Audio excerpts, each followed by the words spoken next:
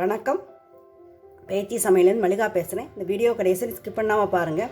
இன்றைக்கி வெண்டைக்காய் மசாலா வைக்க போகிறோம். வெண்டைக்காய் விழுவுழுங்கிறதுனால ரொம்ப பேர் விரும்ப மாட்டாங்க, பிடிக்காது. இந்த மாதிரி மசாலா எல்லாம் வைக்கிறது ரொம்ப ரொம்ப டேஸ்டியாக இருக்கும். எல்லோரும் விரும்பி சாப்பிடுவாங்க. வாங்க வீடியோக்குள்ளே போய் எப்படின்னு பார்க்கலாம். 1/4 கிலோ வெண்டைக்காய் இதை கட் பண்ணணும். கட் பண்ணி எடுத்துட்டேன். புதுசாக கற்றுக்கிற பிள்ளைங்களுக்காக சொல்கிறேன். வெண்டைக்காய் நல்லா வாங்கி கழுகி ஒரு காட்டன் துணி எடுத்து நல்லா தொடச்சி எடுத்துக்கணும். அதுக்கப்புறம் கட் பண்ணி என்ன டிஷ் வேணாலும் செஞ்சுக்கலாம். இல்லைனா விழுவிழுப்பு தன்மை நிறைய இருக்கும். அந்த குழம்பு அது எதுவும் டேஸ்ட்டாக கிடைக்காது. அடுப்பில் ஒரு ஃபேன் ஒன்று வச்சுருக்கேன், காஞ்சிருச்சு.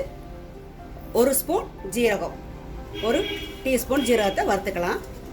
வறுவிட்டுருச்சு, எடுத்து கொட்டி வச்சிடலாம். டீஸ்பூன் எள்ளு இதையும் வறுத்து கொட்டி வச்சுக்கலாம்.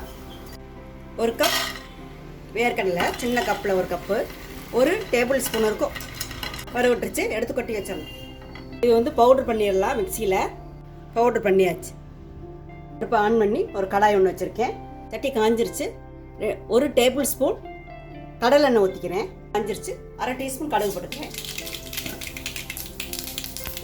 1/2 டீஸ்பூன் உளுந்து. பருப்பு செவந்துருச்சு. இந்த வெண்டைக்காயை போடணும். போட்டு நல்லா வணக்கணும். வதங்குறப்ப உப்பு போட்டுடலாம், தேவையான உப்பு போட்டுடலாம்.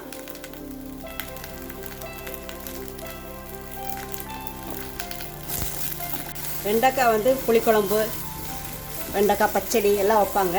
ஏற்கனவே நம்ம சேனலில் வெண்டைக்காய் குருமா போட்டிருக்கேன். அதுவும் சூப்பராக எல்லோரும் நிறைய பேர் பார்த்துருக்காங்க. இது வெண்டைக்காய் மசாலா சூப்பராக இருக்கும். கொஞ்சம் விழுவிழுப்பு தன்மை இருக்கிறதுனால ரொம்ப பேருக்கு இது வெண்டைக்காய் அவ்வளவு பிடிக்காது. இது ரொம்ப ரொம்ப சுவையாக இருக்கும். இப்போ 1 டீஸ்பூன் மிளகாய்த்தூள் போட்டுக்கலாம். நல்லா வெண்டைக்காய் நல்லா வதங்கணும். வெண்டைக்காய் நல்லா வதங்கிருச்சு. 1 டேபிள் ஸ்பூன் தேங்காய் தூள் போட்டுக்கிறேன்.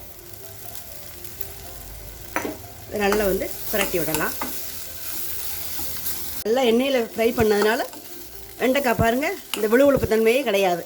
நல்லா வெண்டைக்காய் எண்ணெயில் நல்லா ஃப்ரை ஆகிருக்கு. 1/2 டீஸ்பூன் வெல்லம், நாட்டு சக்கரை 1/2 டீஸ்பூன் தான் போட்டிருக்கேன். டேஸ்ட்டுக்கு நல்லாயிருக்கும். வறுத்து பவுட்ரு பண்ணோம்ல, நடக்கல்ல எள்ளு, அது பவுட்ரை போட்டு நல்லா பிரட்டி விடணும். கருவேப்பிலையை பிச்சு போட்டுடலாம்.